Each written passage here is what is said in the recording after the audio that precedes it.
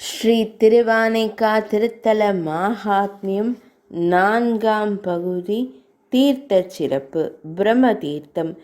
இது தெற்கு 4ஆம் திருச்சுற்றின் சாலைக்கு தென்புறம் உள்ளது. இந்திர தீர்த்தம்.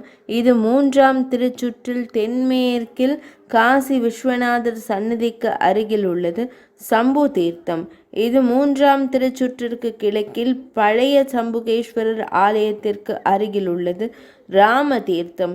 இது 5ஆம் திருச்சுற்றுக்கு வெளியே சன்னதிக்கு மேற்கில் உள்ள தெப்பக்குளம். தை மாதத்தில் தை தெப்பம் நடைபெறும். ஸ்ரீமத் தீர்த்தம். இது கருவறையில் சிவலிங்கத்திற்கு அருகில் லிங்கத்திற்கு சிறு ஊற்றுக்கண் போல் உள்ளது. அக்னி தீர்த்தம். இது 3ஆம் பிரகாரத்தில் தென்கிழக்கில் வசந்த மண்டபத்திற்கு பக்கத்தில் உள்ள ஒரு பெரிய கிணறாகும். அகத்திய தீர்த்தம். இது அம்மன் கோயிலில் முதல் சுற்றில் சன்னதிக்கு எதிரில் பள்ளியறைக்கு பக்கத்தில் உள்ள ஒரு சிறிய கிணறாகும். சோம தீர்த்தம்.